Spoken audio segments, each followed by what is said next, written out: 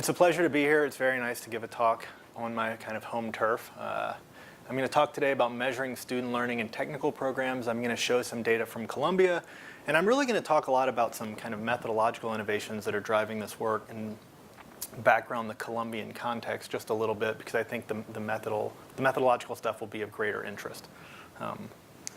So I think a lot about measurement, and this ruler, right, this is the thing that we think about when we think about measuring length. Measuring length is, I think, a wonderful kind of mental model for what it means to measure something. And the kind of rule of thumb I use is if I can kind of construct some parallels between the way I think about psychological measurement and physical measurement in terms of measuring length, I think that is always a good kind of framework for thinking about psychological measurement. In particular, what I'm going to talk about today is measurement and variance. And so what I'm showing you here are some buckled train tracks. So as you probably know, steel expands when it heats. If it gets really hot, then these railroad tracks start to kind of jam into each other. They buckle. This actually leads to a lot of fatalities every year. This is a very serious issue. And the reason I'm pointing this out is that if I want to measure an object, and I take my stainless steel ruler, right, then the temperature of the room may have some influence on the kind of the measurement process, right? And that's not desirable. I do not want to learn something about the length of the object I'm measuring that's really just dependent upon the temperature of the room. That's not what we think about when we think about measurement. So the question that I'm going to kind of focus on is this: how much of what we learn in the process of measurement is due to irrelevant features of the measurement process? And that's kind of the guiding question. So I'm not going to talk about length anymore. I'm going to talk about educational testing and how we do measurement there. And I think a very important starting point is fairness, right? And I think a necessary condition of test fairness requires that error in the measurement process be unassociated with other characteristics of the respondent, right? So when thinking back towards length, when I measure the height of a person, I don't want the measurement of height to depend upon anything else about the person but their height. In particular, I don't want it to depend upon their weight, right? If I have a situation where my measurement of height is dependent upon irrelevant features of the person, this is bias, right? This is a problem, and we want to kind of purge our measurements of bias. In psychometrics, the kind of classic example of bias is what's known as differential item functioning, and the basic idea is that when you, after controlling for the ability of a person that's you believe necessary to solve an item, students of one type still manage to do better than students of another type. So this is a little example. The x-axis here is the sum score. So we take a bunch of students, give them a bunch of math items, and use the sum scores on those math items as proxies for their math ability. That's what's on the x-axis. And then I give them another item, and I am plotting now the proportion of correct responses for people at different points on the x-axis. And the two curves are for the these are the ELL students. The darker, or the solid line, is the non-ELL students. And the point is that even after controlling for ability, we still see that the non-ELL students are more likely to get this item right than the ELL students, right? So this is an example of bias for an individual item. I'm going to go through a number of these examples because I think they're illustrative and kind of fun. This is a kind of stereotypical example of diff. This comes from an old version of the SAT. This is an analogy item. I'm guessing most of you will see fairly quickly what it is that is going on with this item that's problematic, right? This is an item that shows gender diff. All of the kind of words in here relate to things like hunting and fishing, kind of stereotypical male activities that, this item is problematic since we might expect that males would do better than females, irrespective of their underlying ability, just because males perhaps are more likely to engage in these recreational activities.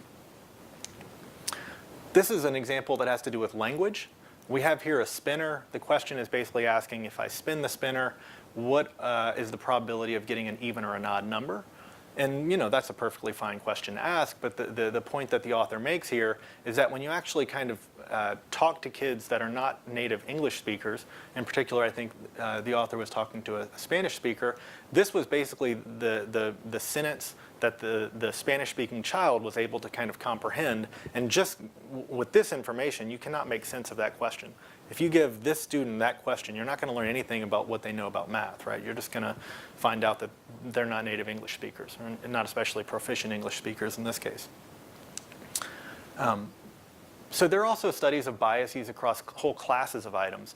It turns out, for example, that males typically do better on multiple choice items.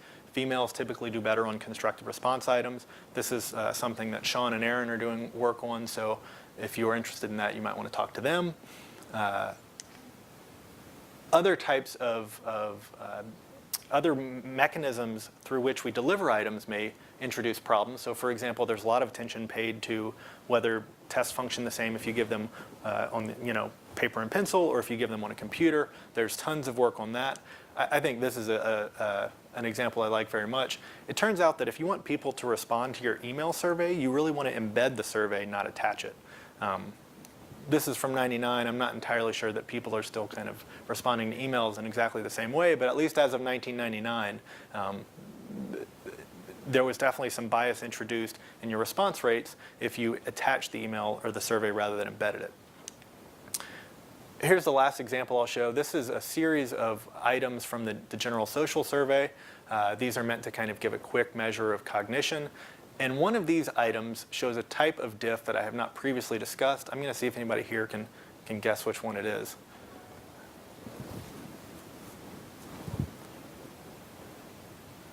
Any guesses?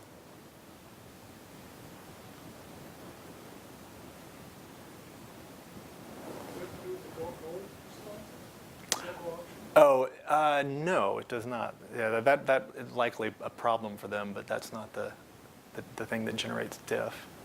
Anybody else? Animosity. What's your theory there? Just nice people and drawn off. I like that. It's like nice person diff. That's pretty good. I'm going to have to ask about that one.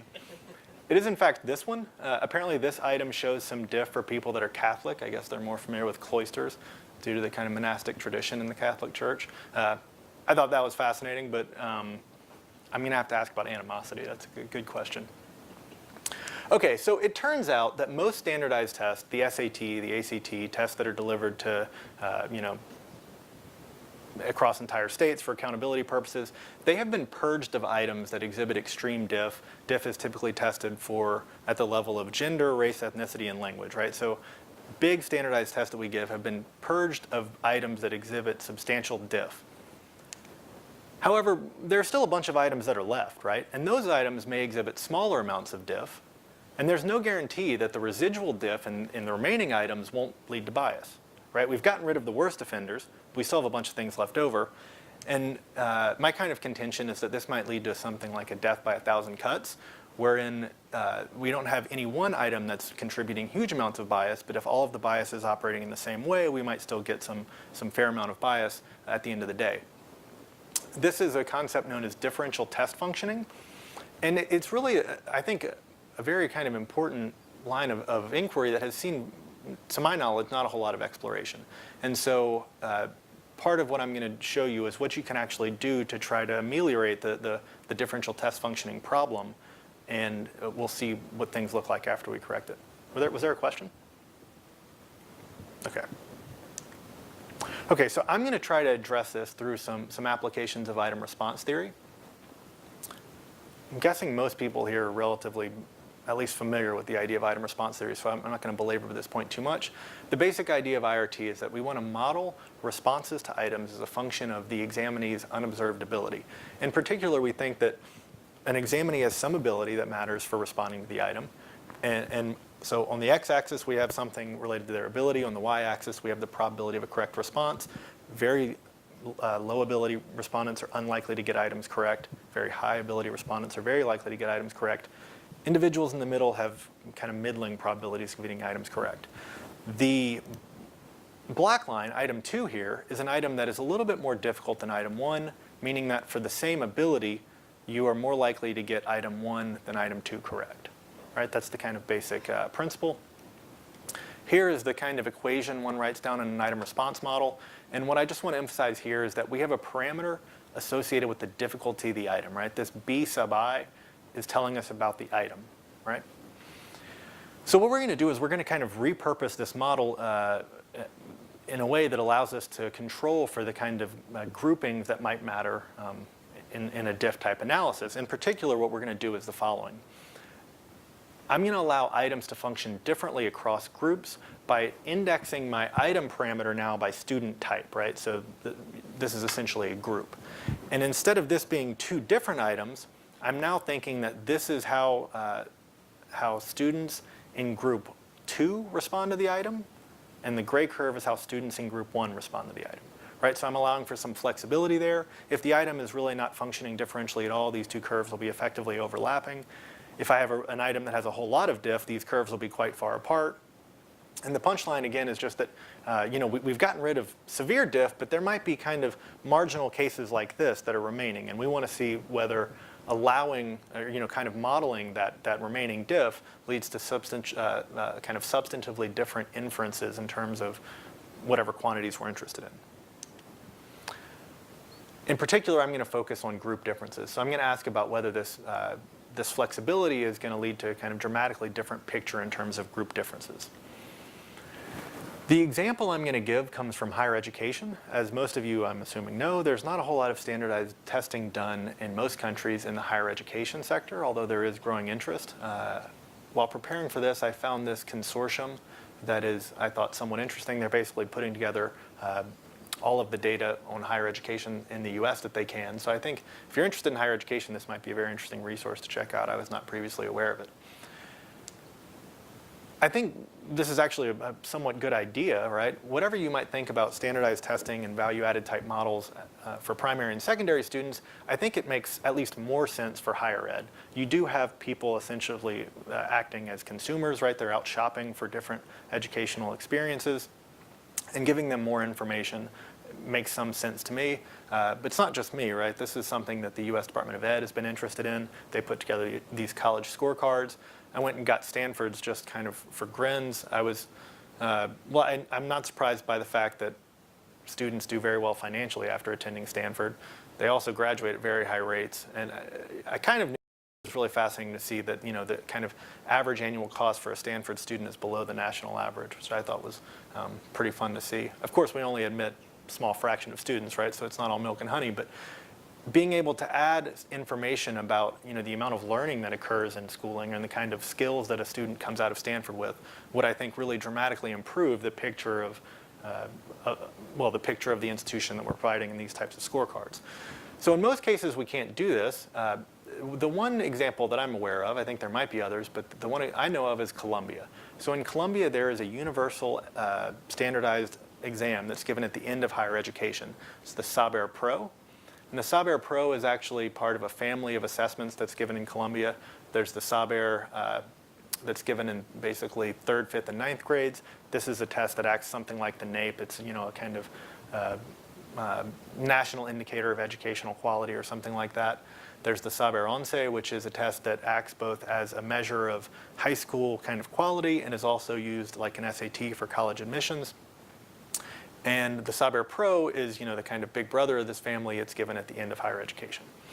And from the beginning, the Sabir Pro has been designed as a standardized instrument for the evaluation of the quality of higher education, right? So built into the very kind of roots of this assessment was this idea that it should be used to evaluate the quality of higher education. And it is, in fact, used to that end. I pulled this this is about a month old now, but every spring when the new exam results comes out, all of the newspapers in the country will publish these big kind of top-of-the-fold articles, talking about which universities do the best on this measure, right? So this is, very big news. This is very important stuff in Colombia, and they basically just kind of, rank order the institutions on this outcome. Any questions thus far? Any comments? Anybody been to Los Andes or La Nacional? Besides you, Rich.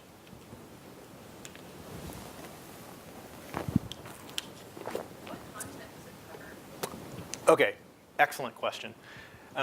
So it covers a variety of content. So it covers quantitative reasoning, critical reading, English, and writing.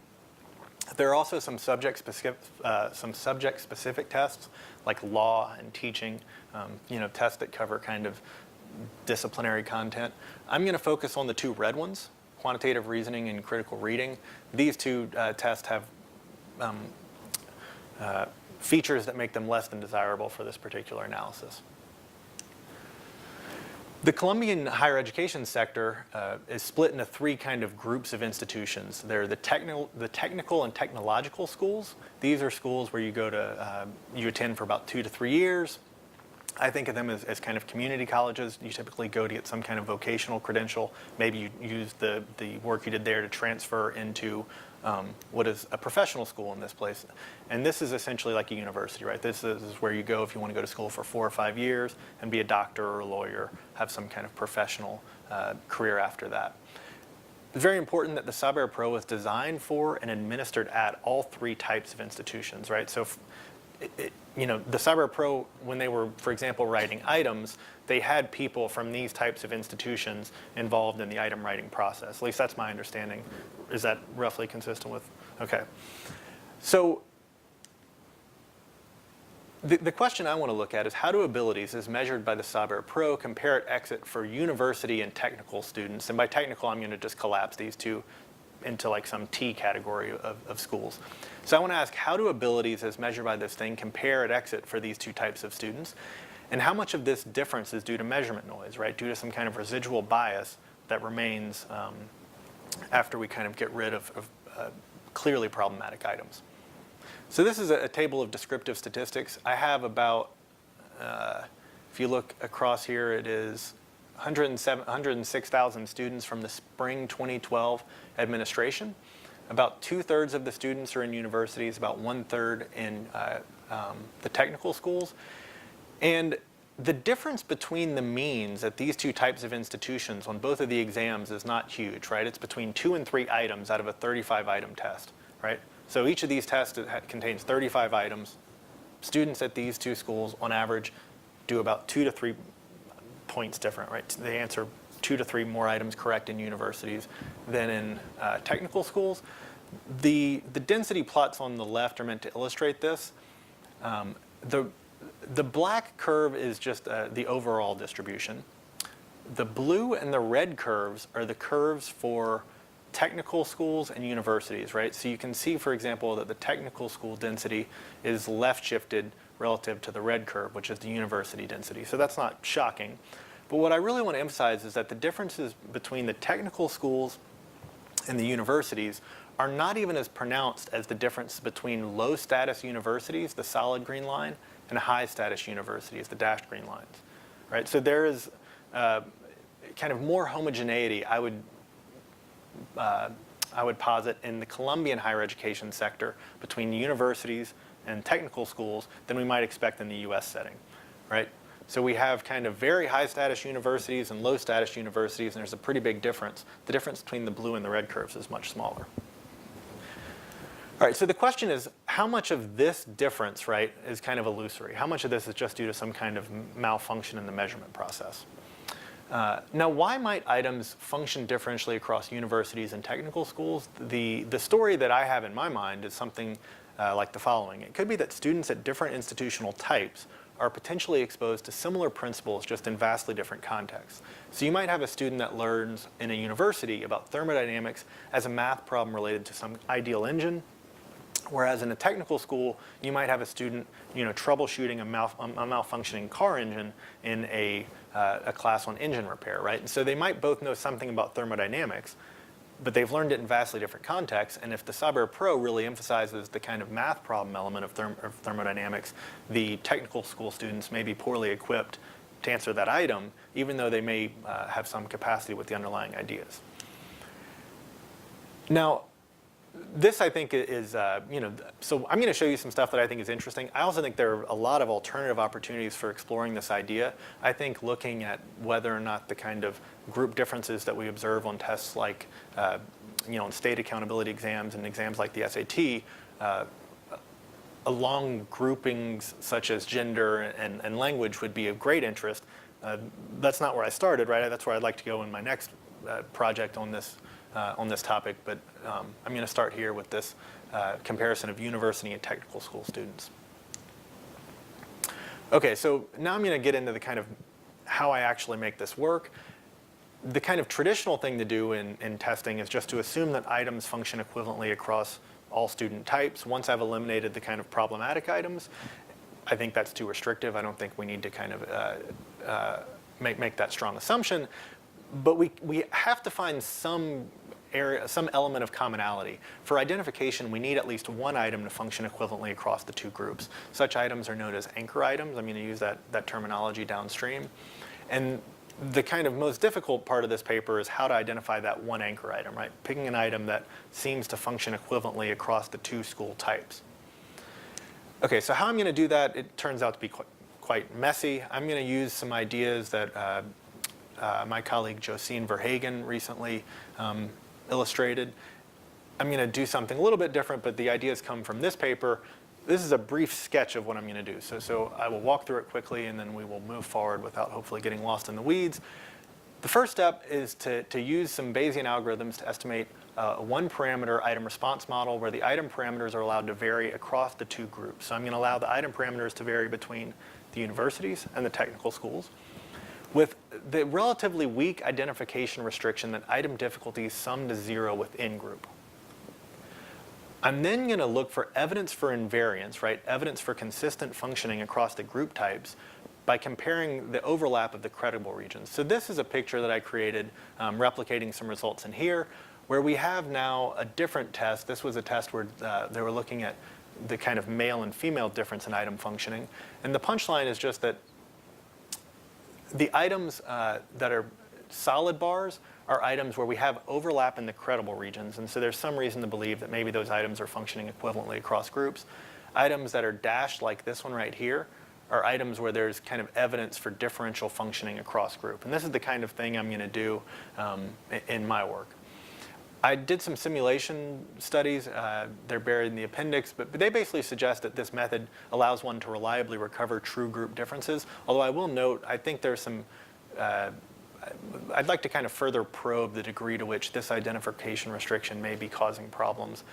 It's not totally clear to me that this is something we get for free, so I think I want to look into this a little bit more, but simulation studies do suggest that this more or less works. Yeah, so say more about that identification. It seems to me it's possible that all the items are more difficult for one group than the other. Yeah, I think that's right. In some sense that you can think of as bias rather than as just differences in ability. I think that's right, but without something to anchor between the two tests, I just can't put them on the same scale. So I think you could, in fact, I think that you're absolutely right. Like, that could happen. I think in that case, though, clearly everything that just assumes all the items are functioning equivalently between the two groups is completely wrong. And so this would be, I think, a much better approximation in reality, even in that case, than just assuming consistent functioning everywhere.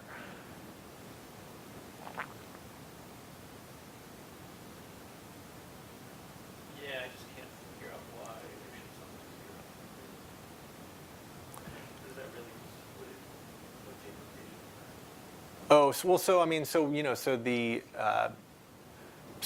One kind of version of in the Roche model, one identification restriction that gets used is you just arbitrarily kind of fix one item to have a difficulty of 0 or something like that. We don't want to do that here because we don't want to kind of just fix the two items a priori to function equivalently across groups. Another thing you could do is you could assume that, another thing that we could do here is we could make the assumption that, say, that the abilities have the same variance in the two groups. We don't want to do that either because that might not be true. So this is something that we can get away with that doesn't require an assumption about the variances. It doesn't require an assumption about an individual item. In aggregate, it requires something about all the items that I think is not as strong as, or is not as problematic as the things I just mentioned. But I think this is kind of the best thing we can do at the moment, but I'm not convinced it's perfect yet either. Any other questions on this point? Okay, so here's what we see when we actually attempt to identify anchor items. So on the x-axis, this is essentially the item easiness before I do any adjustment, right? So over here, the easiest items on the quantitative reasoning test. This is an especially difficult item. What I have on the y-axis is the easiness for the university school, the university students minus the easiness for the technical school students, right? So this item, for example, shows a good deal of bias in favor of the university students. Anybody on top of this kind of y = 0 horizontal line that's an item that's showing bias in favor of the universities. Now what we see is that for quantitative reasoning, we see a fairly consistent bias in favor of the university students, right? And I think that the fact that all of the items for the most part are living kind of above the horizontal axis suggests that that test may show some bias. For critical reading, it's a little more complicated. We do have, I'd say, the mass of the items up here, but there's a reasonable number of items down here. So my kind of sense, just looking at this, is that we expect less bias in this critical reading exam than we observe in this exam, just based on the locations of the items in this process we're attempting to identify invariant items. So when what I'm actually going to do now is I'm going to fix just the one item, this guy right here and this guy right here, that showed the absolute maximum amount of evidence for invariance across the two groups. I'm going to make that item function equivalently, and now I'm going to see what my results look like.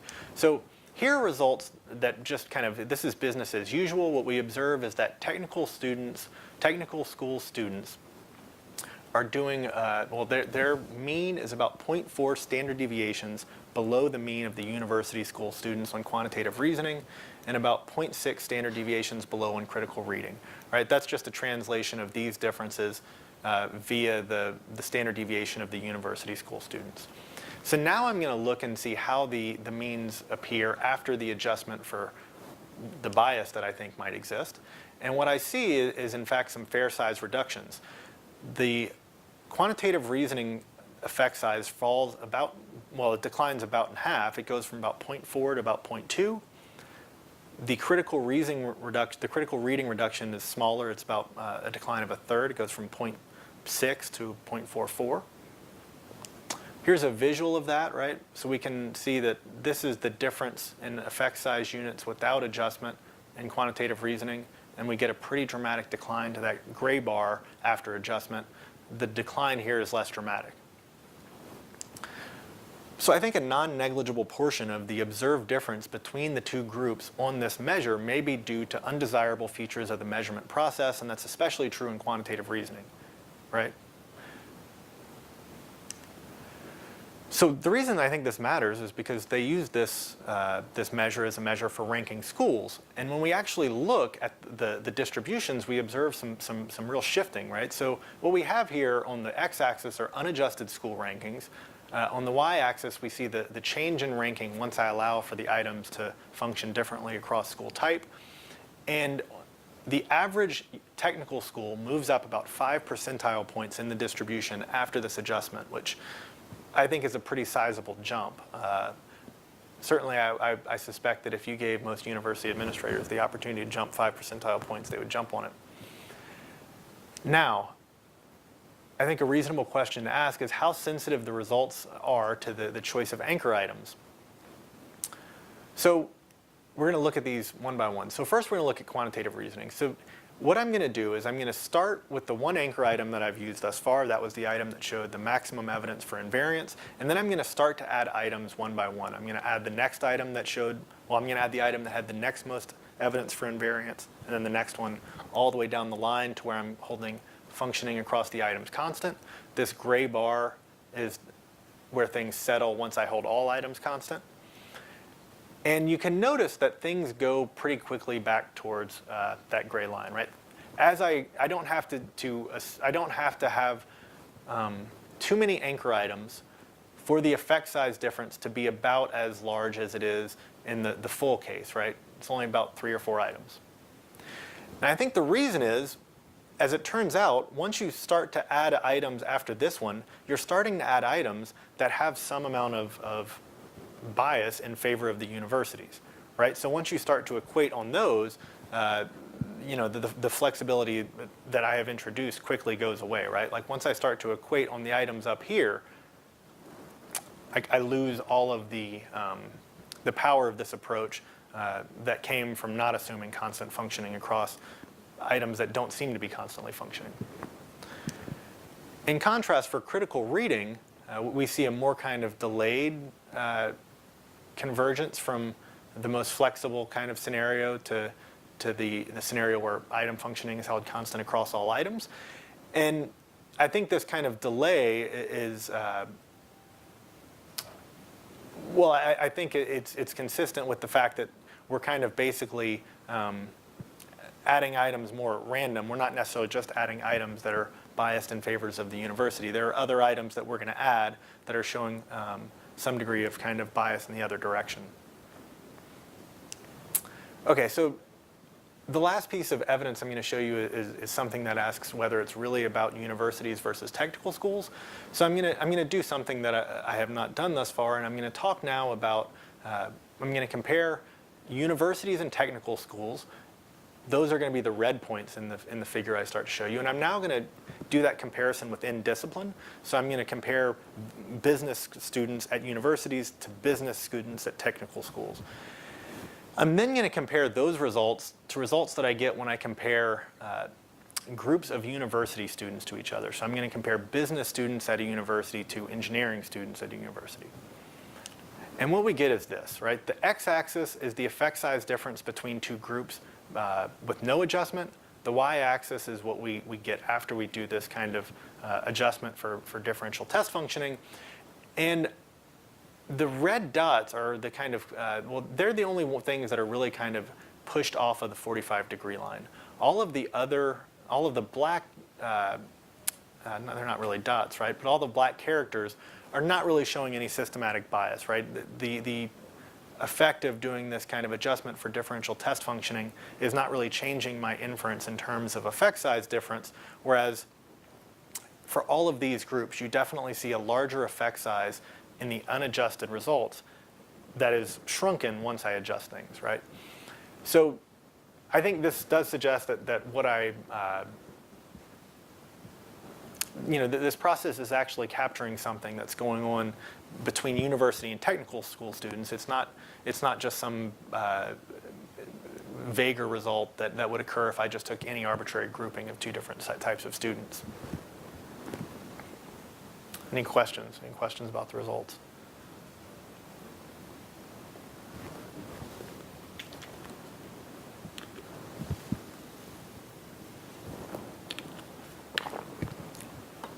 You guys are an end of the quarter crowd for sure. Okay, so if you don't work in measurement, this may not seem especially kind of fascinating, but I think this is actually really important. Up till now, we have just assumed that tests function constantly across two groups, unless there was some kind of extreme divergence, in which case we just booted that item. But I think we now have the capacity to ask much more nuanced questions about whether test functioning is so constant. Here, when we just kind of ignored differential test functioning, we got maybe artificially high estimates of group differences, and group differences are something we care a lot about. Right? There's certainly a very hefty amount of emphasis at the GSE, much less at ed schools across the country, in group differences. And to the extent that we're just consistently kind of misestimating them, I think that's quite provocative. I think in general, psychological measurement is quite hard, and being able to kind of probe the degree to which we're getting things wrong is, I think, a very valuable innovation. And so where else might we use this idea? I want to kind of illustrate two things that I think one can do.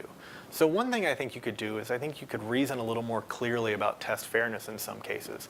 So there's a ton of interest in whether things like the SAT are fair. In my reading, previous arguments on this point have often involved what I would consider just to be highly idiosyncratic arguments. So the best example for this is an example involving the SAT. This is from Mark Wilson at Berkeley and his colleague in Chile. And what they showed is that if you look at the y-axis here, this is showing diff at the item level for some SAT items that they had access to via, I think, a lawsuit between the UC system and the SAT. And on aggregate, you don't see a great amount of diff for these items. They're kind of normally distributed around 0, right? This is diff in terms of black-white students. The SAT would have pruned any items that show really extreme diff, so it's not maybe so surprising that we don't see any kind of outliers above and below some horizontal line, but we also I don't see really any kind of mass on one side of the horizontal line or the other. But what they argued is that what you do observe is some kind of association between the difficulty of the item, which is on the x-axis, and the degree to which the items showed diff. In particular, they showed that, if I'm remembering correctly, that easier items were biased against African American respondents. They do a whole lot with that basic idea, but this is, just, I would say, it's certainly a non-standard way of thinking about test fairness. And I think if they could reframe this evidence in terms of group differences before and after these kind of more flexible models are imposed, we would be in a much better position to argue about the fairness of the SAT than trying to make sense of whether we just want to give an SAT that's based on hard items or easy items. I think that's the kind of wrong way to get at that argument. The other kind of example that I have in mind about where we could use this has to do with value added. So value added inferences are potentially sensitive to a number of things. In particular, they're sensitive to measurement choices. So there have been several papers, some by J.R. Lockwood, one by John Papai, looking at whether what you measure matters, this is a tongue twister. If you give different tests, this is going to really change the inferences you make from value-added models, right? So J.R. Lockwood, for example, they gave, I think it was like a critical reasoning versus a problem-solving test to math teachers, and got very different rankings of the math teachers when they used either one of those as the outcome, right? So what you measure matters in value-added, and how you measure may also matter. So there's a bunch of work describing kind of different ways in which you might construct score scales that has implications for value-added models. Further, the quality of the measure may matter. So this is something that Sean has thought a little bit about along with Dale Ballou. If you have a test score scale that is, for example, non-interval, that may lead to some real problems in your value-added estimates. Now, I think we could also use the idea of differential test functioning here for the following reasons. We know that differential test functioning alters perceptions of student abilities as a function of group membership. We also know that teachers' classrooms have differential representation in terms of group membership, and I think you put those two together and you could have a case where teachers that have different types of students may have biased value-added estimates due to our kind of inaccurate estimation of group level means due to differential test functioning. Okay, I feel like this might be the shortest SEPA talk of the year, but I'm generally pretty happy to give a short talk.